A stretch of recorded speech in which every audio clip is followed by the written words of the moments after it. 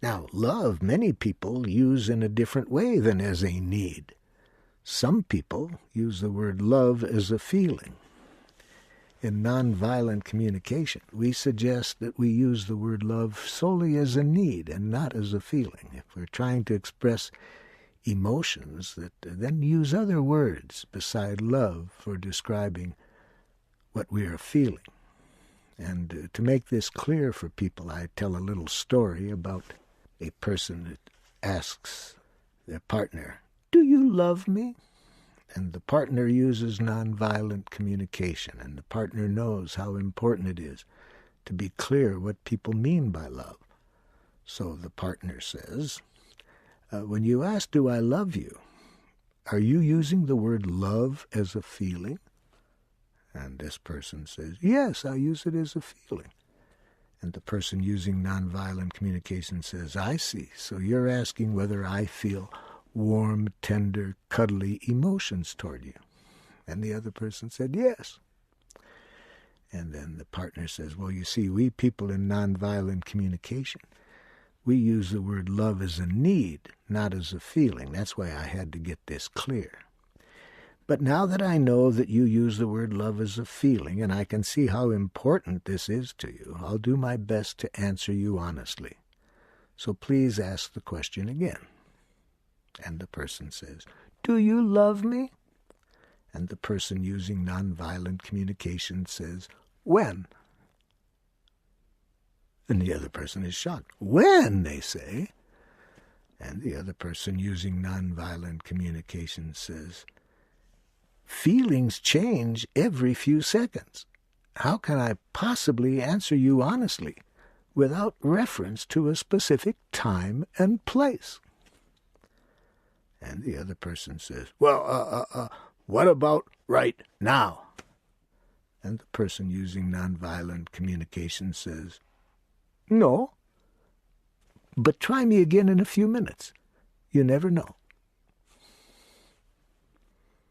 So, in nonviolent communication, I hope that story, in a humorous way, gets you to see how important it is to use the word love as a need, and then, since it's such an important need, to be very explicit what we want from people to meet this need.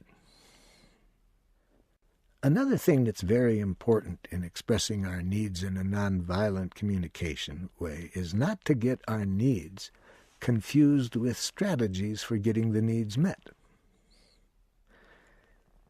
Here's two characteristics that will help us to differentiate between needs and requests or strategies for getting our needs met. First of all, needs are universal. All human beings have the same needs. The second thing that differentiates a need from a strategy is a need contains no reference to specific people taking specific actions. So anytime we say, "I want you to," that's not a need, that's a request or a strategy. Another thing that's very important when we do express clear requests is to make sure that we're not addicted to getting what we want. I like the way the Buddha says this. The Buddha says, "Never get addicted to your requests." And let me show you what this looks like then in a nonviolent communication way. A woman came back the second day of a workshop and said to me, "I went home and tried what you taught us yesterday, Marshall, about being honest in a nonviolent communication way. I tried it, but it didn't work." I said, "Well, let's learn from it. What did you say and to whom?" She said, "It was a message I gave to my oldest son. When I got home yesterday, I noticed that he had not done 3 things that he said he was going to do in terms of cleaning up around the house. And she told me how she expressed herself honestly to him. She told me how she made a clear observation. She pointed out to him these 3 things he hadn't done.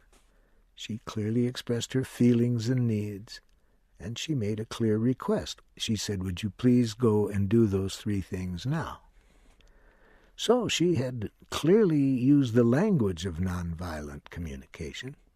And I said, "What's the problem? That sounds like you really expressed it pretty clearly." She said, "He didn't do it." "Oh, I see. And then what did you say?" She said, "I told him you can't go through life being lazy and irresponsible." I said, "I can see that I didn't make clear yesterday the difference between a request and a demand. It sounds like your objective was to get him to do those three things." She said, "Well, yes." I said, "Well, then that's not nonviolent communication.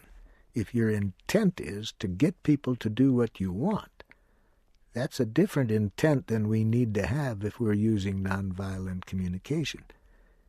In nonviolent communication, it's never our objective to get what we want. It's to create the quality of connection with people that ends with everybody getting their needs met."